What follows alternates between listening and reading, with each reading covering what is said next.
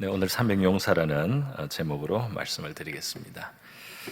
우리 살아가는 현실 속에서 우리는 좀 모든 것이 든든하고 잘 확보가 되어서 안전하게 안심하고 뭔가를 해나가면서 현실을 살아갈 수 있기를 바랍니다. 그러나 때로는 우리 현실이 그렇지 못해서 굉장히 좀 불안하고 넉넉하지 못해서 마음에 불안한 마음을 가지고 살아가기도 합니다. 하나님께서는 우리에게 넉넉함으로 베푸시는 경우도 있지만 또 현실의 조건을 넉넉하지 않은 상태에서도 결과적으로 승리하게 하시고 결과적으로 좋은 결과에 이르기도 또 하시는 것입니다. 심지어 하나님께서 우리에게 승리를 주실 때 넉넉하지 않은 조건을 일부러 만들어서 우리가 안심할 수 없는 환경에서 우리가 하나님을 의지하고 승리해서 그래서 하나님께서 좋은 결과를 맺도록 그렇게 인도하시는 경우도 있습니다. 오늘 이 본문 말씀을 보면 이스라엘이 대적 미디안과 이제 전쟁을 해서 전쟁을 해야 되는 이런 상황인데요. 그 이스라엘의 사사 기드온에게 나온 사람들 처음에는 32,000명이 나왔어요. 그런데 하나님께서 일부러 사람들을 돌려보내게 하십니다. 그래서 처음에 22,000명이 돌아가고 다음에 또 10,000명이 남았는데 그 중에 300명만 남기고 또 돌아가게 하셔서 이 굉장히 그 적은 300명이라는 아주 적은 인원으로 이 미디안과의 전쟁의 초기 이제 전쟁을 치르게 하는 겁니다. 전쟁이 진행되면서 이제 다른 또 돌아갔던 이스라엘 사람들이 이렇게 합세도 하고 여러 지역에서 와서 이제 그 전쟁을 뒤를 마무리를 하는데요. 이 하여튼 초기 전쟁에서 하나님은 이스라엘의 숫자를 군대를 300명까지 이렇게 줄였어요. 우리 예전에 300이라는 아마 그 영화가 있었습니다. 전쟁 영화 픽션인데요.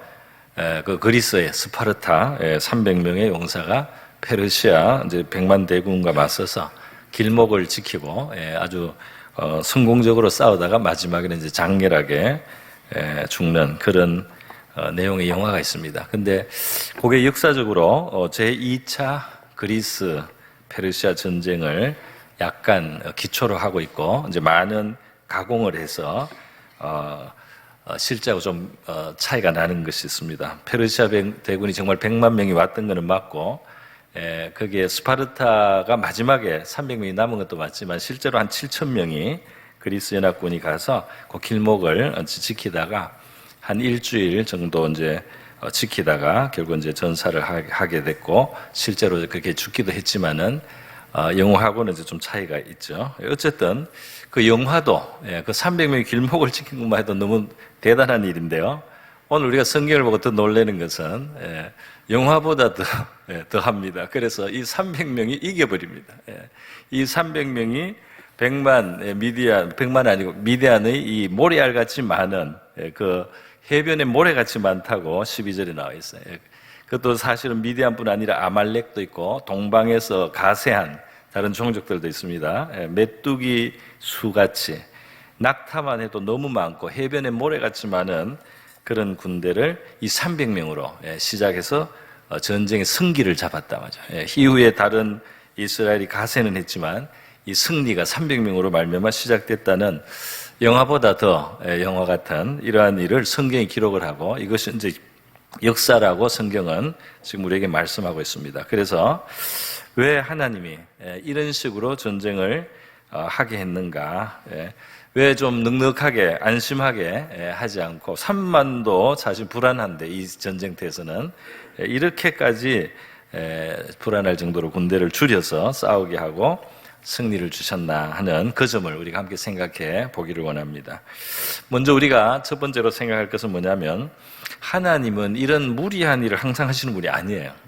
하나님은 이렇게 비현실적이나 비합리적으로 보이는 이런 일을 주로 하시지 않고 사실 하나님의 행하심을 가만히 보면 대체로 합리적이고 아주 현실적이다 하는 것을 우리가 성경에서 배울 수가 있습니다.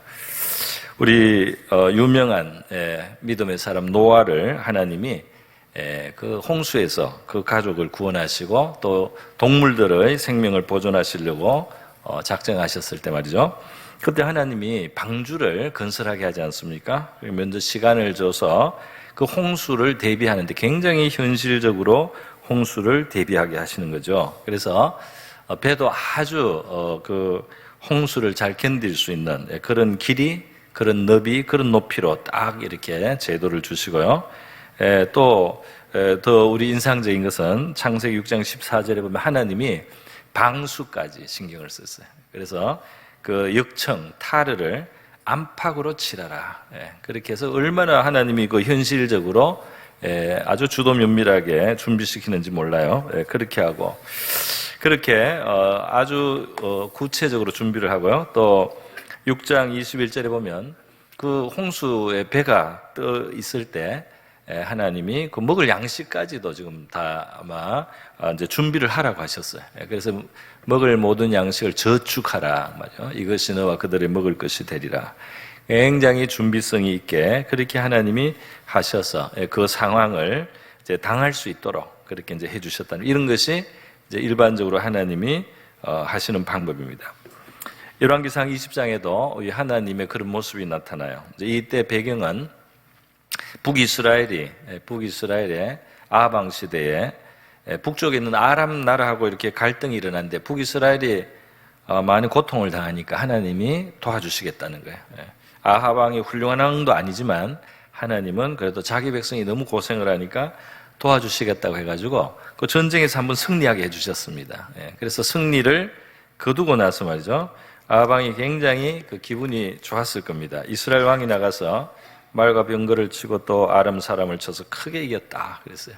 그런데 바로 이럴 때 선자를 보내서 하나님이 뭐라고 하시느냐, 이스라엘 왕에게 뭐라고 하시느냐, 왕은 가서 힘을 기르고 왕께서 행할 일을 알고 준비하소서. 해가 바뀌면 아람 왕이 왕을 치러 오리이다.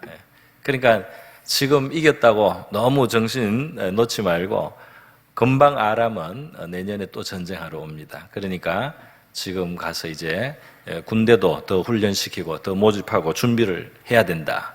이렇게 선자를 통해서 하나님이 아방에게 준비를 시켜요. 하나님이 도와줄 텐데도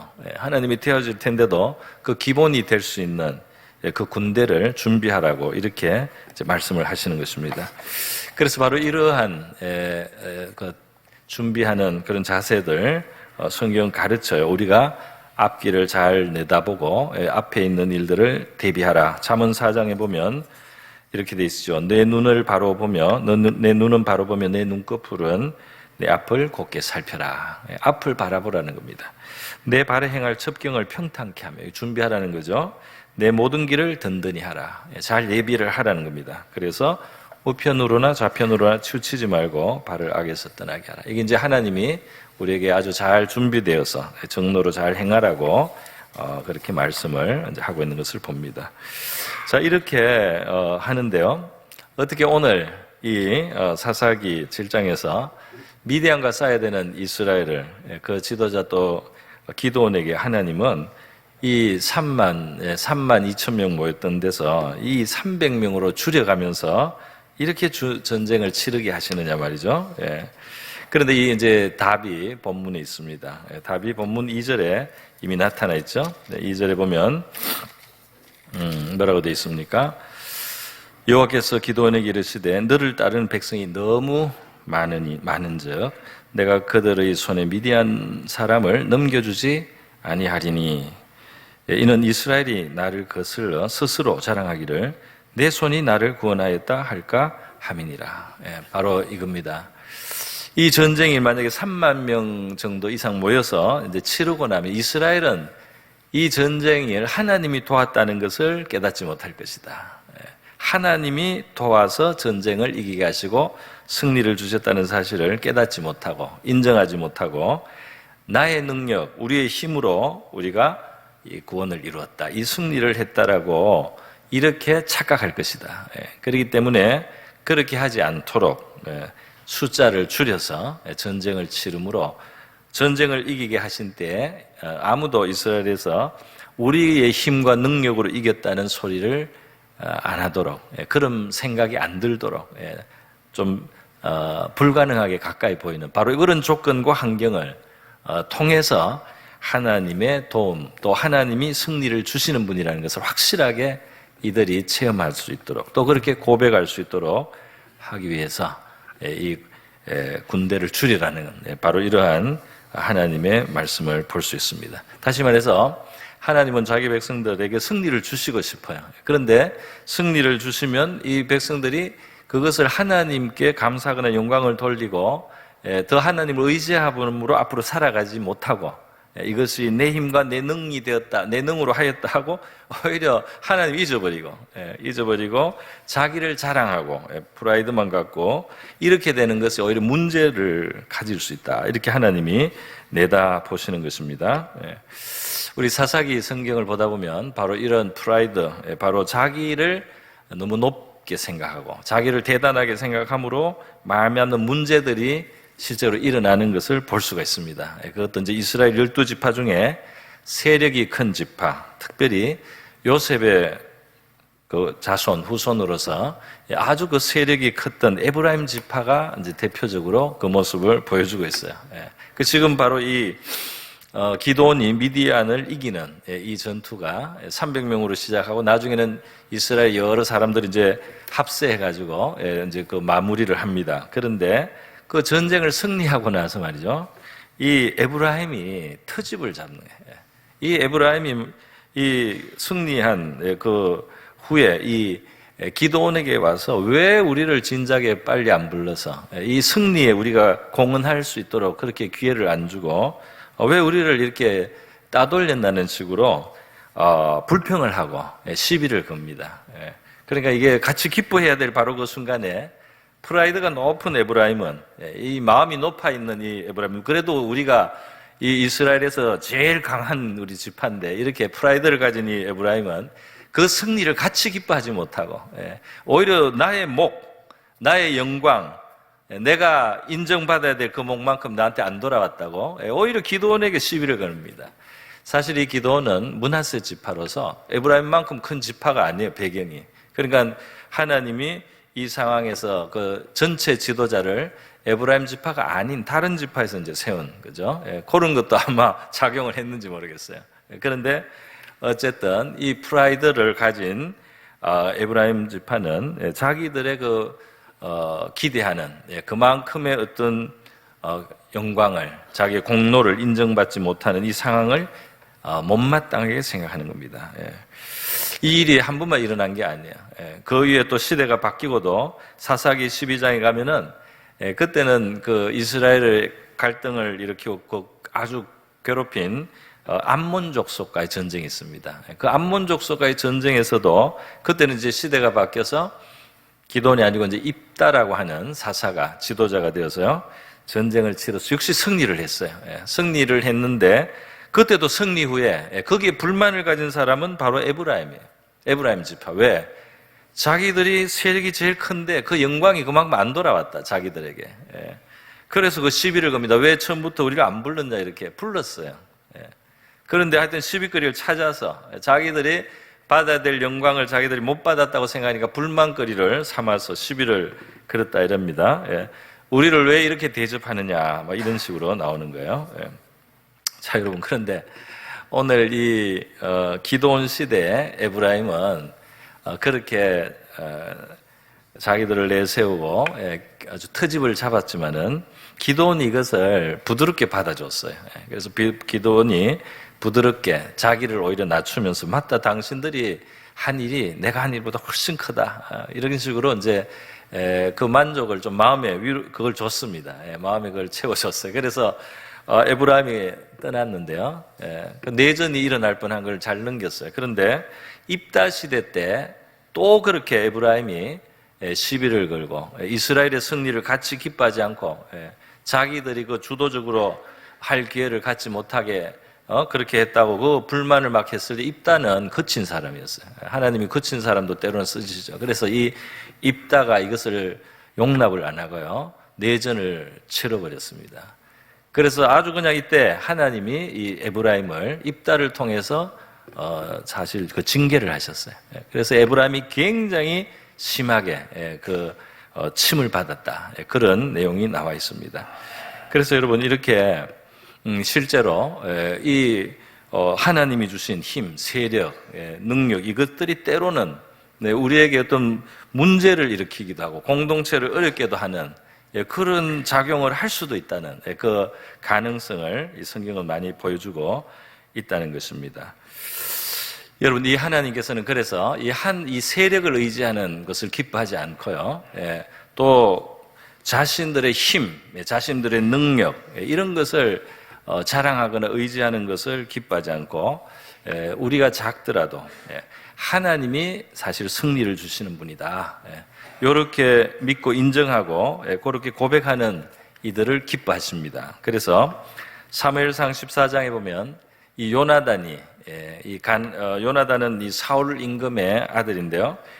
왕자 요나단이 블레셋하고 늘 싸우던 그 시기에 굉장히 하나님을 기쁘시게 하는 생각을 하고 말을 했어요. 그리고 하나님이 그거를 도와주시는 것을 볼 수 있습니다. 이제 블레셋과 대치를 했는데 소강 상태가 지속되는 가운데 요나단이 자기 병기를 든 자기 조수처럼 또는 비서처럼 함께하는 이 군인에게 우리가 저 가서 전쟁을 시작하자 그러면서 여호와께서 우리를 위해서 일하실 수 있다. 그러면서 하나님의 여호와의 구원은 사람이 많고 적음에 달리지 아니하였느니라. 이런 아주 명언을 했습니다. 그러면서 딱 2명이 블레셋 진의 이 싸움을 시작을 하는 거예요. 그래서 2명이 갔는데 말이죠. 이 말이 아마 하나님이 들으시고 굉장히 받으셨던 것 같아요. 그래서 이 2명이 몇 사람을 쓰러뜨렸는데 그때 지진이 일어나면서 갑자기 이 블레셋 사람들의 그 심정이 이 정심리가 완전히 와해가 되었어요. 그러면서 갑자기 그 사람들이 불안해하고 두려워하고 떨면서 진이 무너지면서 수세로 몰리기 시작했습니다. 그때 이스라엘 이제 다른 군사들이 가세를 해서 그 전쟁을 승리하는 그런 큰 전투가 승리로 마무리를 하게 이제 되는 그런 사건이 있었습니다. 그래서 바로 요나단처럼 지금 기도원의 시대도 요나단은 2명이 시작하게 됐고 이 기도는 지금 300명이 이제 시작을 해서 그 큰 전쟁의 승기를 잡는 그걸 믿음으로 나간 이들과 하나님이 함께 하셨다는 것을 우리가 보게 됩니다. 여러분, 하나님은 우리가 이 인간을 너무 의지하는 거 싫어하죠. 우리가 인간에 대해서 인간을 힘으로 삼고 권력으로 삼고 이 세력으로 삼는 거 이거 하나님 앞에 바른 마음에서 멀어지기 쉬운 위험이 있습니다. 예레미야 17장에 보면 그 시대 예레미야 시대 이스라엘 백성의 문제예요. 이 신앙이 부패하니까 하나님을 정말 의지하기보다는 사람으로 어떤 세력을 삼는 거예요. 이게 하나님 보시기 굉장히 좋지 않았습니다. 그래서 이렇게 말씀을 전했죠. 여호와가 이같이 말씀하시니라 무릇 사람을 믿으며 그의 힘을 삼고 마음이 여호와에게서 육신으로 그의 힘을 삼고 마음이 여호와에게서 떠난 그 사람은 저주를 받을 것이다. 여기 육신 예전에는 혈육이라고 번역했어요. 이게 사람을 말하는 겁니다. 결국 그러니까 뭐 친족이든지 친구든지 뭐 가까운 사람이든지 이게 이제 내 힘이라고 생각하는 이 사람은 그 마음이 잘못됐다. 하나님 앞에서 하나님을 의지하고 하나님을 힘으로 정말 삼는 자세에서 벌써 이탈이 되었다 이 말입니다. 그래서 이들을 하나님께서 결국 축복할 수가 없다는 겁니다. 6절에 보면 사막의 뜰기나무처럼 아주 세한잖아요. 이게 무성할 수가 없고 왕성할 수가 없잖아요. 사막의 뜰기나무처럼 아주 빈약하다 말이죠. 뜰기나무 같아서 좋은 일이 오는 것을 보지 못하고 광야 간조한 곳 건건한 땅, 사람이 살지 않는 땅에 얼마나 쓸쓸하고 얼마나 좀 빈약한 모습입니까? 그러나 그 반대로 뭐 사람이 있거나 없거나 사람이 도와주거나 안 도와주거나 오직 이 하나님으로 의지를 삼고 하나님을 진심으로 의지하고 하나님을 의뢰하는 그 사람은 하나님이 복을 주실 것이다. 그 사람을 하나님이 인정해 주실 거다 이 말입니다. 그리고 이 사람을 시냇가에 심은 나무에 비유를 했어요. 이 사막의 뜰기나무가 완전히 달라요. 물가에 심어진 나무가 그 뿌리를 강변에 뻗치고 더위가 올지라도 두려워하지 않고 입이 청청하며 가무는 해도 걱정이 없고 결실이 그치지 아니함 같으리라. 참 귀한 말씀이죠. 이 8장, 17장 8절, 우리 예레미야 이 17장 8절의 말씀이 저와 여러분에게 응할 수 있기를 축복합니다. 축원드려요. 자, 그런데 여러분, 지난 제가 한 3주 전에 1월 중순에 형통의 길이라는 설교를 하면서 다윗의 형통에 대해서 설명을 하면서 다윗이 그 전쟁에서 얻은 말의 힘줄을 끄는 그 본문을 설명을 드린 적이 있습니다. 그 전쟁을 해가지고 굉장히 그 마병을 또는 병거를 가진 군대를 이겨서 노획한 말들이 너무 많았어요. 그런데 이 다윗은 그 말들을 자기의 군마로 쓰지 않고요, 그 말의 힘줄을 막 끊었어요. 아주 필요한, 아주 그냥 뭐 한 100마리 딱 필요한 것만큼만 딱 남기고 나머지는 말의 힘줄을 다 끊었다 이 말이에요. 왜 그런가? 바로 율법에 이스라엘 왕에게 요구하신 하나님의 계명 신명기 17장에 그 말을 많이 가지지 말라는 희한한 율법이 있었습니다. 그 율법대로 하면서 말을 많이 보유를 안 하니까 결국은 이 전쟁 때마다 하나님을 의지해야 돼요. 말을 의지하고 이제 든든하다, 안전하다, 이기겠지 이런 마음을 가질 수가 없어요. 항상 하나님을 의지해야 되는 겁니다. 항상 하나님이 도와주시기를 바라면서 전쟁에 임하는 이 다윗에게 하나님이 동서남북으로 어디로 가든지 이기게 하시더라. 그래서 이 다윗의 승리가 말이죠, 그 나라를 굉장히 영토도 확장되고 큰 제국으로 이스라엘이 되었던 시대가 되었습니다. 여러분, 바로 이렇게 하나님을 의지하고 그래서 승리했던 이 다윗의 모습을 우리가 한번 생각해 보면서요, 오늘 하나님께서 기드온에게도 요구하시는 특별한 지금 상황입니다. 너무 많은 군대로 승리를 해서 마음이 하나님 멀어질까봐, 또 자기가 이루었다고 착각할까봐 그걸 막으시는 하나님의 모습입니다. 여러분, 이렇게 다윗의 생애를 우리가 생각할 때 이제 우리가 교훈을 받게 되는 게 있어요. 그게 뭐냐면, 다윗은 군말의 그 힘줄을 끊어가면서 군말을 일부러 적게 보유하면서 전쟁에 임하고 하나님의 도움으로 늘 승리했어요. 그런데 다윗이 언제 문제를 만나고 언제 진짜로 실패하느냐, 다윗이 언제 무너지느냐, 다윗이 언제 가장 해를 입느냐 했을 때 놀랍게도 가장 든든해졌을 때요. 그가 가장 모든 것을 갖추었을 때, 이제는 걱정할 게 없어졌을 때, 그때 다윗이 치명적으로 문제를 당하게 된다 이 말입니다. 시험에 빠지게 된다 이 말입니다. 범죄하게 됩니다. 너무 많은 나중에 화를 불러오는 일은 언제 일어났느냐, 그가 모든 것이 안전하고 모든 것이 든든하고 이제는 신경 쓸 것도 없을 정도로 든든해졌을 때, 전쟁터에 이제 나가지도 않아도 그냥 부하들이 알아서 다 전쟁을 하고 승리를 더할 수 있는 이런 상황이 되었을 때 다윗이 바로 범죄하게 되는 것이 사무엘하 11장에 나오지 않습니까? 그의 그 강성함은 그에게 너무 약점이 되어버렸어요. 희한한 일이 일어난 것입니다. 그렇기 때문에 부족한 듯이 보여지는 바로 그 상황, 뭔가 아직 하나님이 도와주시지 않으면 안 되는 듯이 보이는 바로 그 상황 속에서 계속해서 하나님을 의지하고 겸손한 마음으로 하나님을 바라봐야 되는 이 상황도 말이죠, 너무나 하나님이 허락하신 복된 자리라는 사실을 저와 여러분이 깨달아야 할 줄 믿습니다. 그리고 그 자리에서 이루어지는 일들은 나의 공로로 인정되지가 못하고 말이죠, 내 능력으로 내가 인정을 하지 못하고 하나님의 도우심이라고 진실로 우리가 인정하고 고백하고 감사하고 영광을 돌릴 수 있는 바로 그것도 복된 자리인 줄 믿습니다. 우리 사도 바울을 보니까 사도 바울이 너무 많은 것을 가진 사람이에요. 너무 많은 게 구비되어 있어요.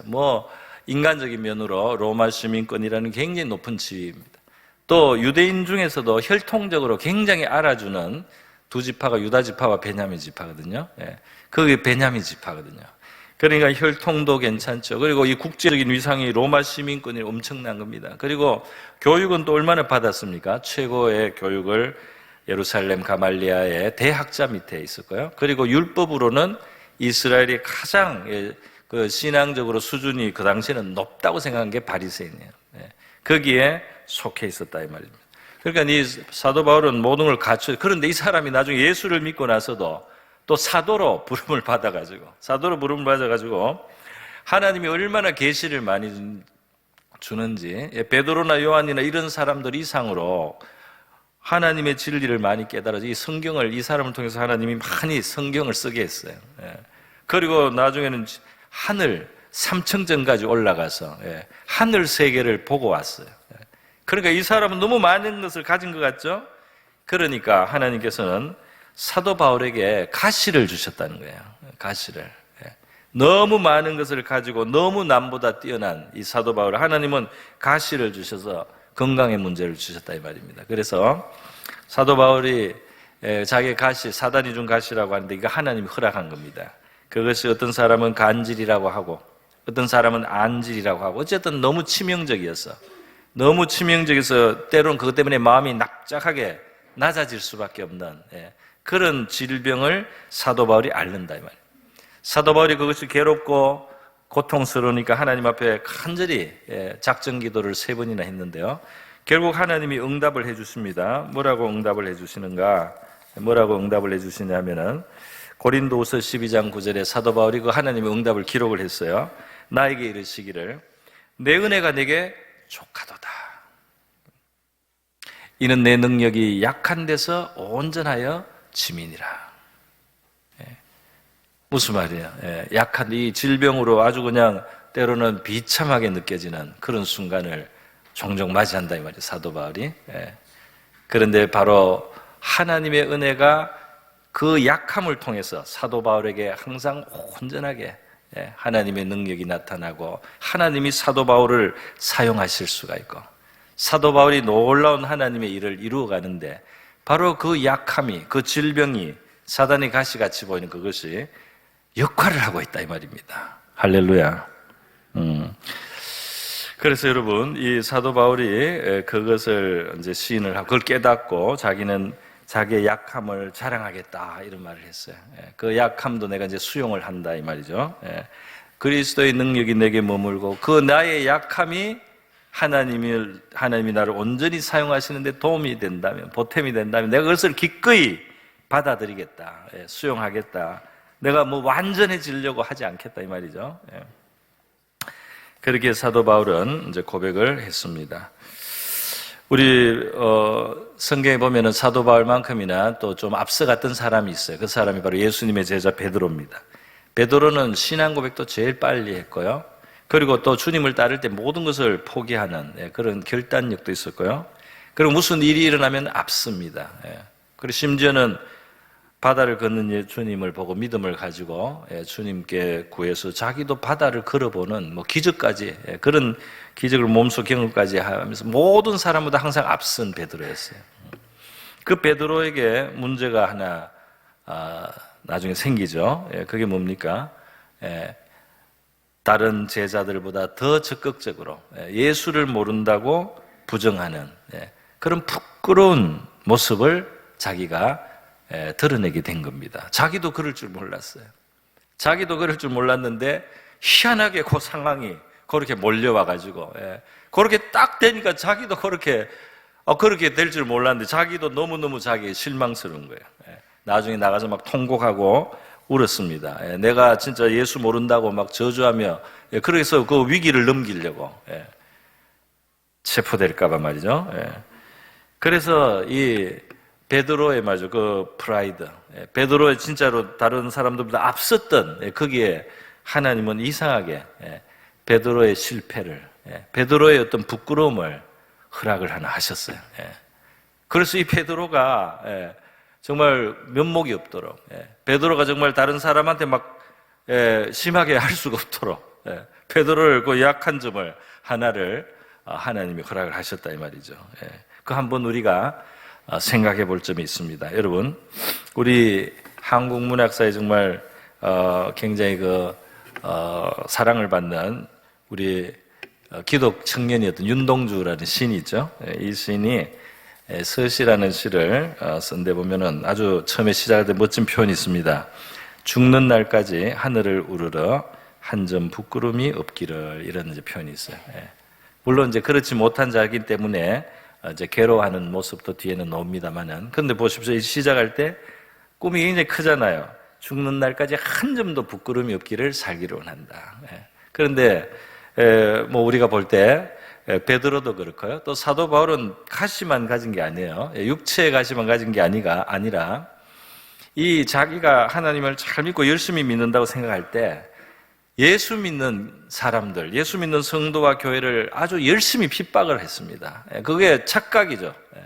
바로 자기가 그렇게 열심히 공부했던 구약 성경이 다 가르쳐주는, 마지막에 가르치는 메시아이신 그 예수를 알고 그걸 영접하고 그 예수와 함께 살아가는 그 사람들을 원수처럼 여기고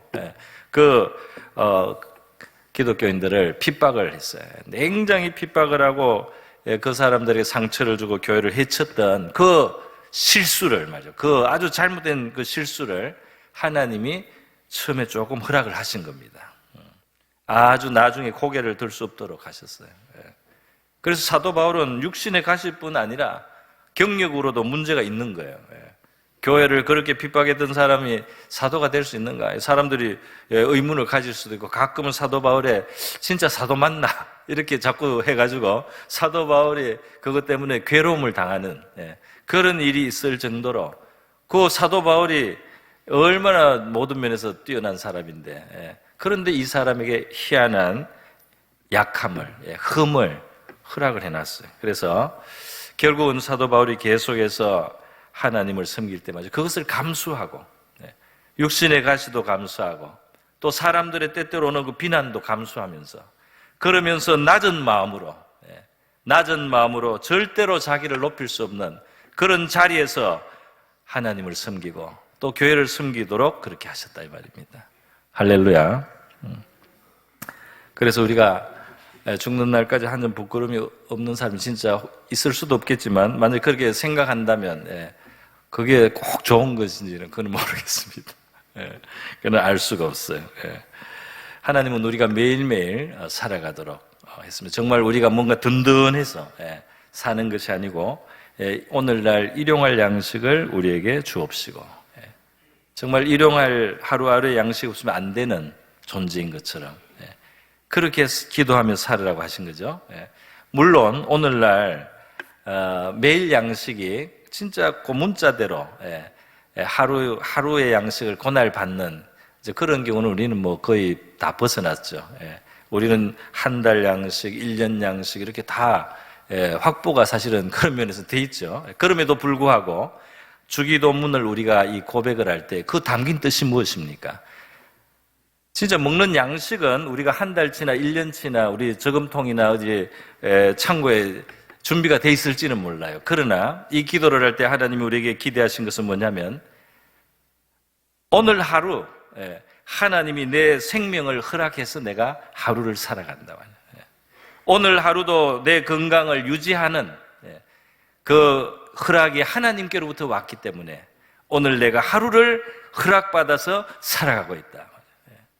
오늘 하루 나의 생명이 이게 당연한 게 아니고 하나님이 허락해서 내가 살아가고 있는 생명으로 오늘 하루를 살기 때문에 이 하루가 귀하고 이 하루가 살아가는 것이 감사하고 이 하루에 필요한 것이 채워지는 것이 감사하다 말이죠. 이 정신으로 살으라고 하시는 것인 줄 믿습니다. 최근에 제가 아주 은혜롭기도 하고 참 뜻있는 간증을 하나 들었습니다. 뭐냐면 최근에 11조 하기 좀 어려워졌습니다. 그래서 어떻게 된 거냐고. 그게 다른 게 아니에요. 수입이 더 많아졌기 때문에. 수입이 더 많아지니까 11조 하는 게 조금 마음에 좀 짐스럽다. 얼마나 솔직한 간증입니까? 그래서 제가 솔직한 간증 너무 고맙다고. 정말 솔직한 나눔 너무 좋죠. 우리를 돌아볼 수가 있잖아요. 그렇구나. 우리는 그렇구나. 하나님이 더 많이 주면은 믿음의 이 기준이 지키기가 어려워진다, 오히려. 희한하지 않습니까? 분명히 더 늘어났는데, 그 드리는 것이 이 마음이 걸릴 정도로 우리가 약한 그릇이다, 이 말이야. 그러니까 하나님이 때로 우리를 위해서 좀 덜 줘야 된다.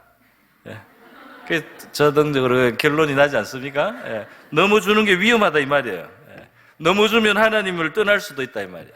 너무 주면 하나님과 멀어질 수 있다 이 말이에요. 예. 너무 강하면 내 힘으로 이루었다고, 예. 너무 형통하면 내가 지혜롭다고, 예. 이렇게 자랑할 수 있다 이 말이에요. 너무 형통하면은 하나님이 도와주신 줄을 잊어버리고, 나는 지혜롭고 다른 사람은 못해서 이만한 성공을 못한다, 예. 이렇게 교만한 사람이 될 수 있다 이 말이에요. 그래서 하나님이 이 선을 유지를 해 주셔야 돼요. 여러분, 하나님이 많이 주시더라도 이것이 정말로 하나님께로부터 왔다고 날마다 고백할 수 있는 저와 여러분이 될 수 있기를 바랍니다. 물질이든지 지혜든지 형통이든지 성공이든지 무엇이든지 간에 아무리 흥하고 아무리 승리해도 이것이 절대적으로 하나님의 것인 줄 알고 정말 겸손하게 감사해서 하나님이 많이 맡기실 수 있는 저와 여러분이 될 수 있기를 바랍니다. 하나님이 맡겨도 안전한 저와 여러분이 되면 좋겠어요. 여러분, 그래서요, 우리가 어느 정도 안심하지 못하고 조금 이렇게 결핍을 느끼면서, 그러면서 하나님을 날마다 의지하고 또 하나님을 경외하고 우리가 깨어 있으려고 하는 바로 그렇게 상황을 허락하시는 하나님 선한 뜻이 있다는 겁니다. 그래서 우리는 경외하는 마음으로 우리 하나님을 기억하면서 정말 하나님으로 우리의 힘과 능력의 원천, 때로 승리의 원천을 삼고 경외하며 살아가는 저와 여러분 될 수 있기를 바랍니다.